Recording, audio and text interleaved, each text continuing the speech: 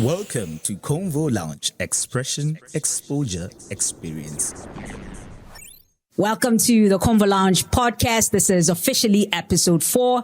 Thank you so much for joining us. We do see the traction online. Remember, if you want to join us on the online community, just simply go to @ConvoLoungeAfrica on Facebook.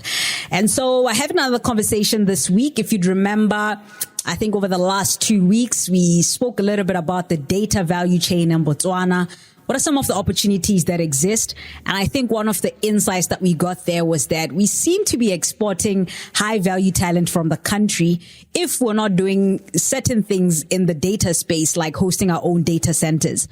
And so on this particular episode, we've got a very interesting conversation with young Botswana, who I believe is our top talent in the country when it comes to the tech space.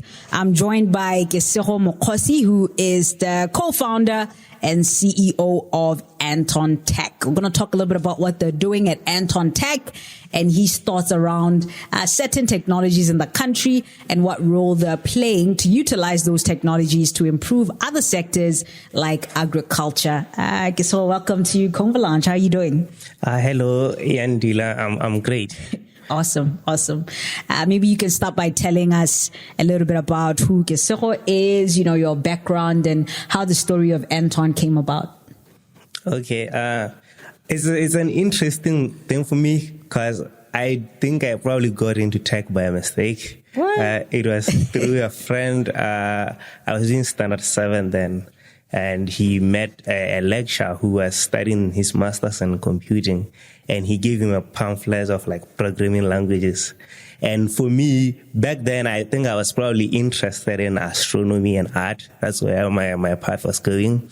But I became obsessed with this idea of building software and in making intelligent systems. I remember my first intelligent system was a medical diagnosis system. So for cats and dogs. So you could basically give it symptoms of your cat or dogs and it would tell you which disease it's suffering from. That was my very, very first. I think I was doing Form 3 then.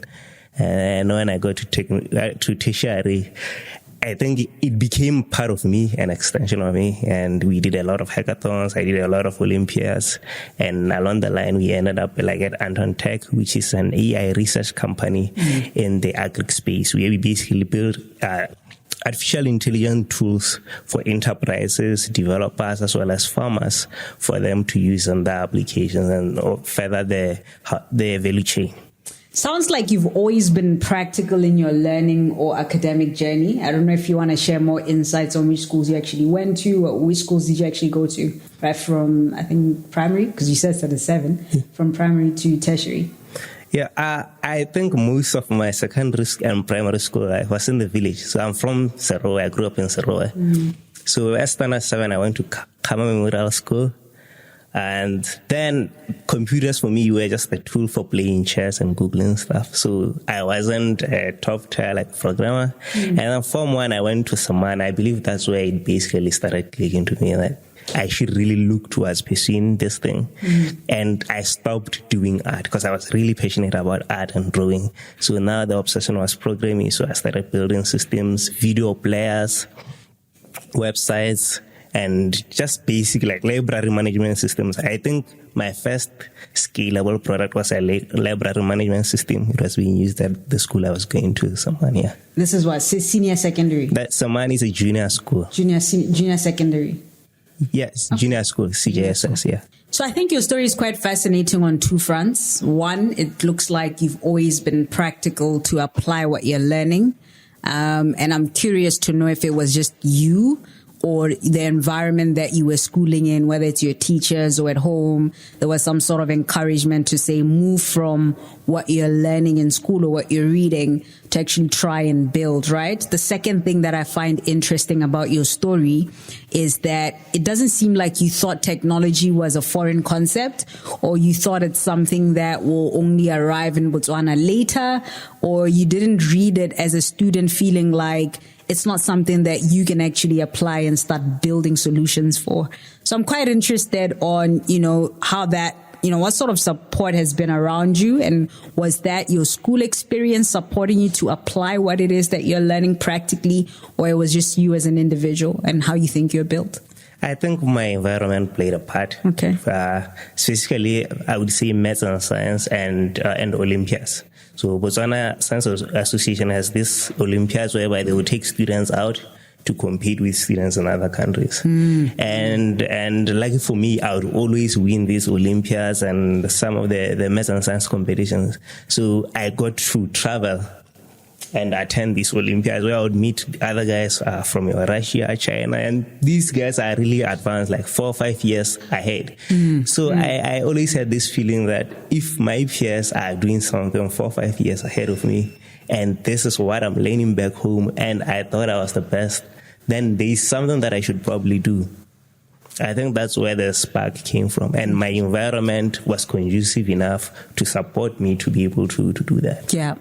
And I think you continue even with developer communities or being part of talent communities, even when you're in tertiary. Maybe tell us your experience of schooling at BAC and also what you were studying, and also then touch a little bit on this interesting story of how you started your startup whilst you were also doing your degree.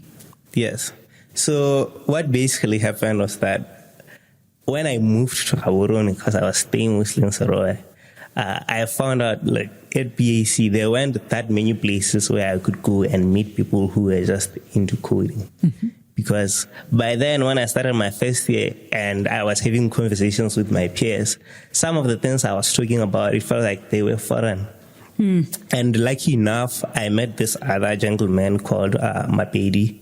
He was able to shadow me because he worked as a software engineer at B3. Okay. So he's the one who actually recommended the CSE program or Computer Systems Engineering program at BAC. All right. So we basically made a plan in terms of, okay, this is how your life for the next 4 years is going to be like.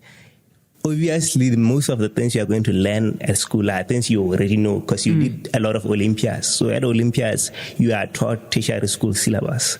So now it was a matter of how do I not make it boring? So now he started recommending developer communities and basically giving me more time to be able to learn other things that can benefit my growth as an engineer, as well as being able to keep in touch with the academia. Yeah. So let's talk about the developer communities. What do you think, if you were to pick one thing that you think you learned from the community or that community has contributed to your progress so far, what would that be? I think the most important lesson I've learned is probably communication and being able to talk to people, interact, and learn about things beyond just programming. Because once I started, I joined GDG, a Google developer groups led by Kesego. So once I joined the community, I realized that sometimes you don't have to be the best engineer in the world if you can't communicate ideas. And fortunately, by that time, Google SSA was also looking for developer student lab leads. And I was able to become the very first, or the second cohort actually, of the GDSC of like 100 students from SSA or Southern Africa, Sub-Saharan region to be part of that. And that kind of me being able to lead a community as well got me more in sync with what developer communities are doing, your Facebook developer circles, PyData, as well as GDG. And that kind of built me into this co-creation thing and collaborating with other individuals in other areas. Yeah. Look, I know you graduated as a valedictorian in your year, and I'm quite interested in what you think about the state of education, right? I'm sure your peers, it's not everyone who got employed after they graduated, or it's not everyone who started a business and started actually creating employment. I'm curious to know from your end what your thoughts are on the education system and this issue of unemployment that we have, and how do we reduce this gap of the mismatch between what the industry needs and what tertiary schools are producing. What are your thoughts on that? I think it's managing expectations and trying to build innovators. So fortunately, I believe I'm one of the luckiest people because I got to an environment that encouraged me to be an innovator and start building. But in some instances, there are people who still have expectations that they should be employers. Yeah, it's nice to get a great job and work as an employer all the time. And I also had ambitions of big tech and someday working in big tech. But I realized that the environment where we are in, there's a lot of problems. And we as the young people should start thinking about solving these problems. Yeah. Interesting. So I also know that talent that is of your caliber sometimes feels like they want to leave Botswana. And I'm sure even the pay scale for somebody of your background, if you go to the US, for instance, is probably 100-fold more, right? Yeah. But why do you choose to stay in Botswana? What are the opportunities that you're seeing in Botswana? And you can talk about this from an Anton Tech point of view. Okay. I think one, Anton Tech is not the reason why I'm still in Botswana. Okay, cool. There's this other friend of mine. It's called Tavanga. Okay. And he's MD at XavierAfrica.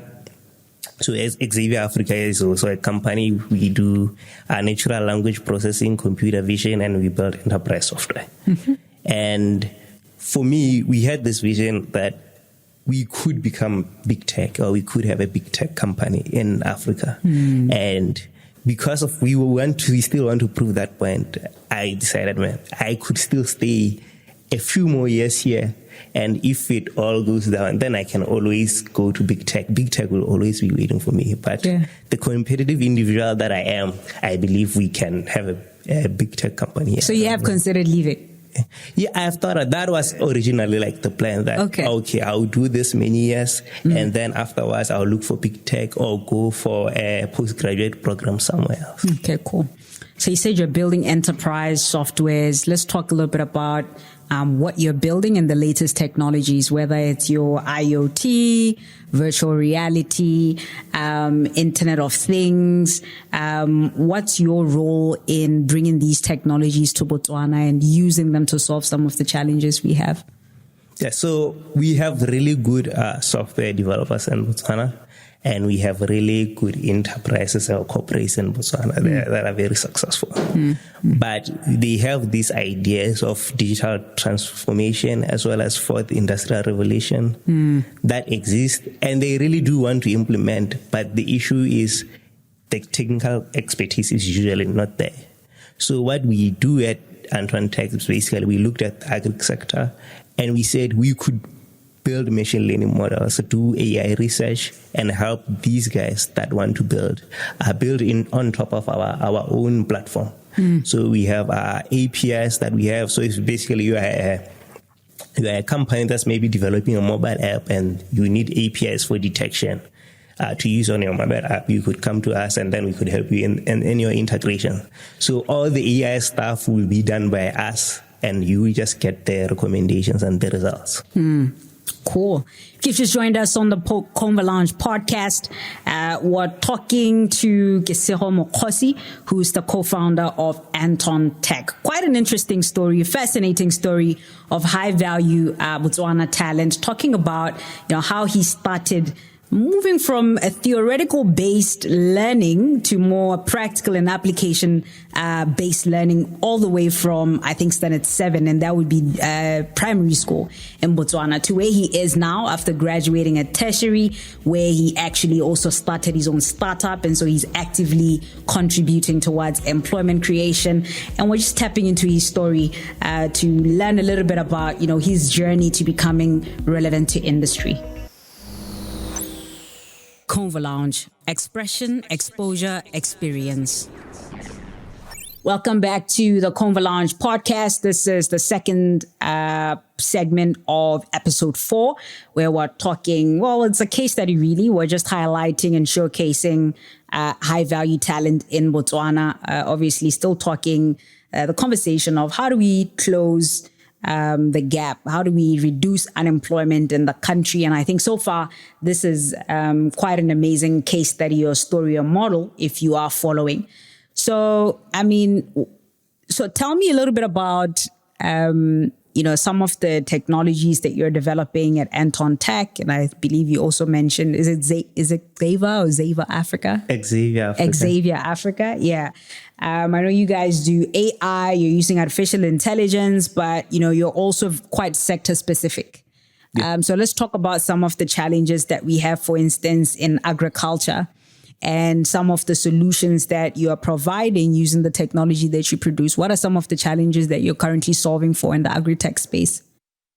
Well, one, I think it's sustainability and having a technology-driven sector. And then the second one is data-driven decision-making. We are trying to move people to whereby they depend on data to make decisions, and decisions are not made out of intuition or spontaneously. Yeah. So we provide tools that do analysis as well as recommendations, so that when they make decisions, they are there's something to back up or evidence to back up the decision that was made. And then the second one of having a sustainable and technology-driven sector is we are trying to show individuals as well as corporate that we can mesh up to what the other guys are doing in your Israel, for instance, or Kenya, whereby they're starting to implement these IoT tools and technologies to what they are doing farming-wise.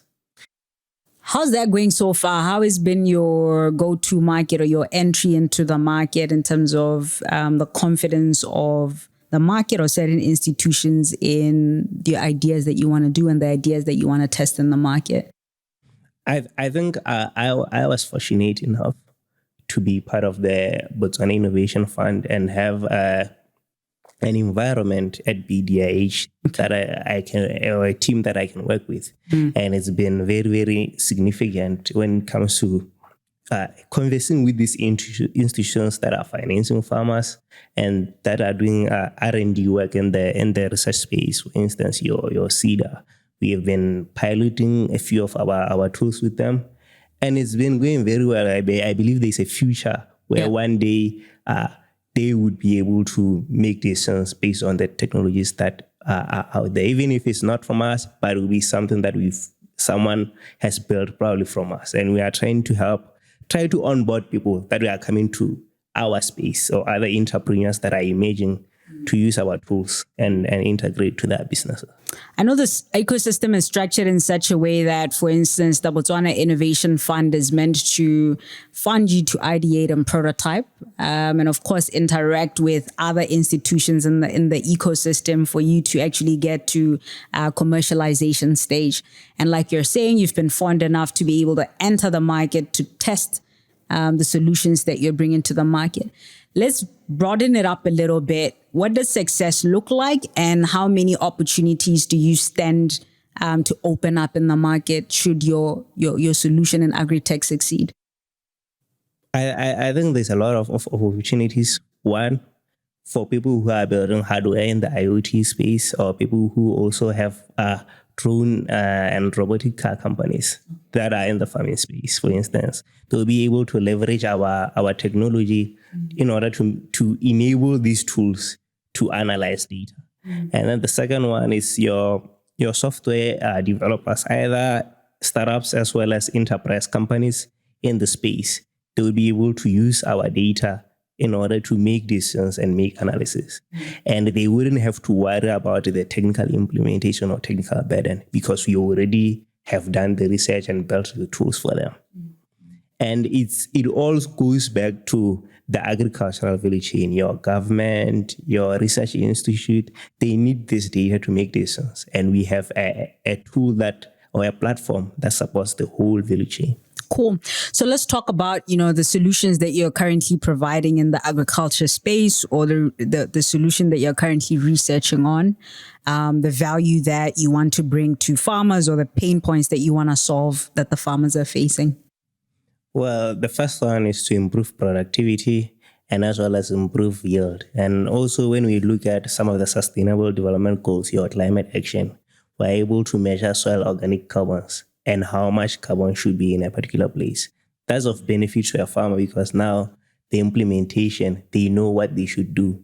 And also when we look at some of our Vision 2036 goals, your climate action, environment action, and also having a sustainable economy and technology-driven economic sector, being able to put out these tools will also be of benefit to a regular Botswana farmer out there who would be using these technologies. Okay. So far we've been talking more around, I think, farming.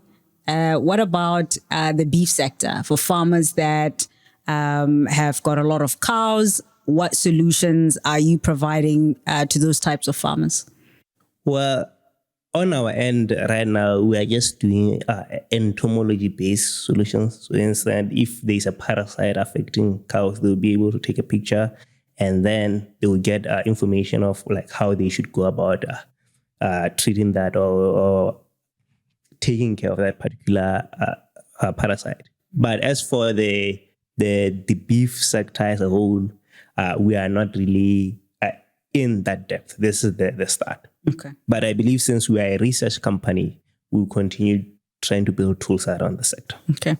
And would you say the technology that you have that you're producing in the market helps to only mitigate already existing challenges or pain points that farmers might face, or there's an opportunity for you to also be sort of predictive and be able to prevent certain risks that farmers may face in the day-to-day operations? Yeah, I believe the whole core of our solution is risk management. So before you go about a farming project, we basically have drones scout your farm, and then we analyze the data. We look at the slope, amount of carbon levels, as well as the areas which would be good for you to go about.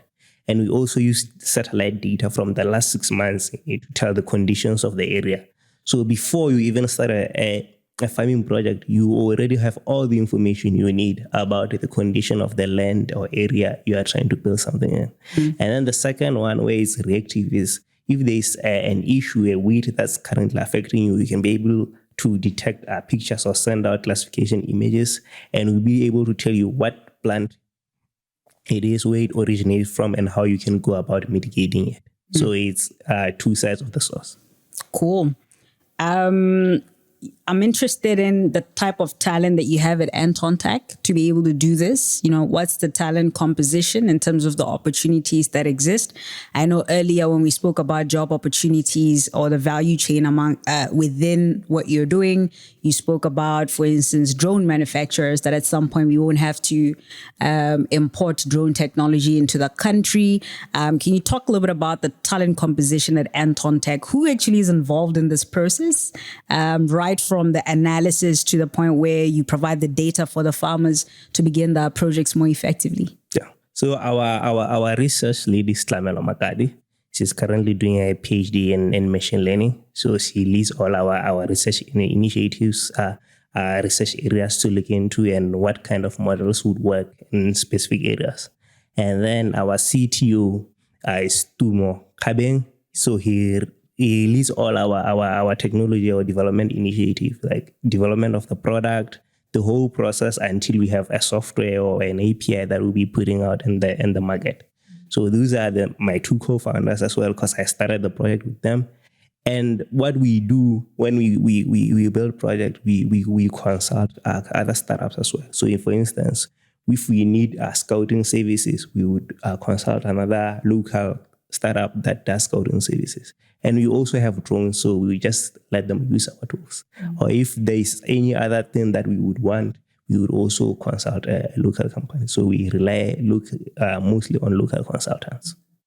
And the second thing is, how long does this process or data collection, analyzing the farm take to the point where now you've got data that can inform a farmer to start farming?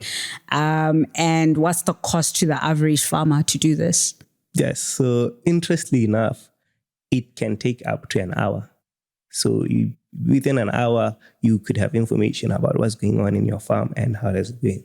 So basically, we'd have a drone fly for 30 minutes, and then we take all the data and have our software analyze it. So the analysis doesn't take more than 10 minutes. And basically, you'd have full insight in terms of what's going on in your farm. Cool.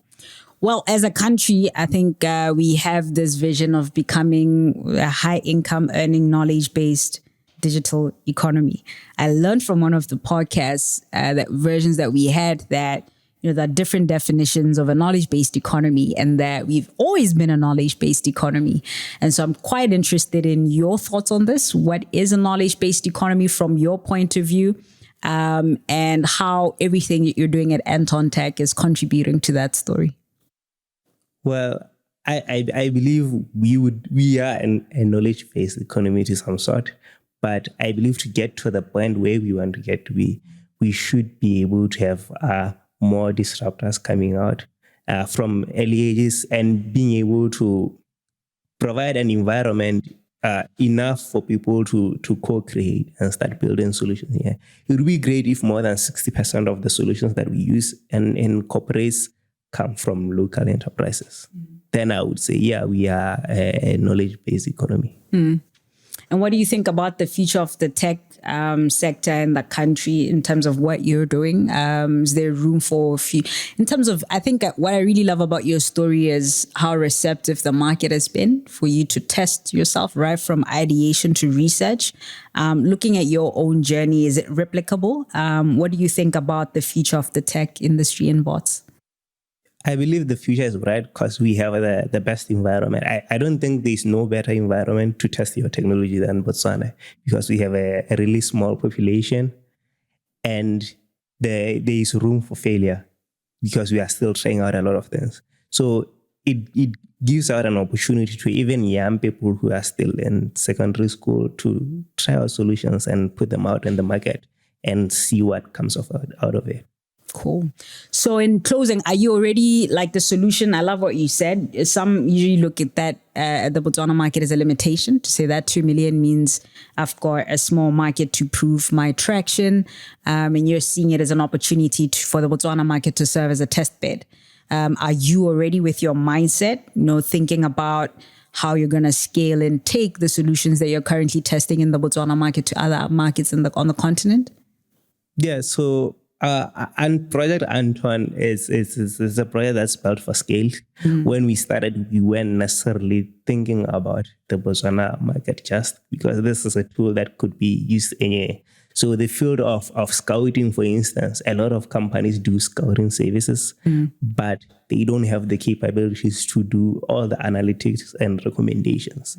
Because as much as there's this artificial intelligence hype train right now, there's only a few number or limited experts who can actually build AI tools. And we believe that what we are providing will also help other institutions outside who are in the field. Well, Kesego, thanks so much for joining us on the Conversational podcast. I think in closing, I don't know if you have any last words or words of encouragement to any young person that might be listening to you. I think your story is quite amazing. You did say that for the earlier part of your education, you were sort of schooling in a village, so it wasn't necessarily an urban area.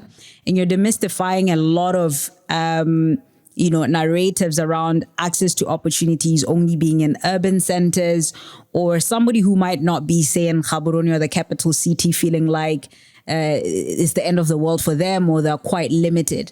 Any last words to anybody who's listening to you who might find themselves as well, who's not in Gaborone, in terms of, any advice you have for them? I think just be obsessive with what you're doing, and eventually something great will come out of it. Oh, thank you so much. Thank you. And that was it. The fourth episode of the Conversational podcast. I hope you found it as insightful as I did. And it's certainly answering some of the questions that we initially had on the first episode, whether it's the difference between going through a public education system and a private education system. Are there any limitations? Does one put another one in a better position to succeed? And I think this story has answered that. And when we're talking about the relevance of the academic institutions to industry and to help industry solve its problems from a research point of view, I think this story has also covered that. And so I think it's more around how do we scale the story and this model to ensure that a lot of other young people get similar experiences, and we contribute to reducing that gap or that skills mismatch between what academic institutions are doing and offering as well as what industry is doing, or the demand that industry has for talent in the market. And I think that was it from us this week. We'll catch you again next week. Convo Lounge, expression, exposure, experience.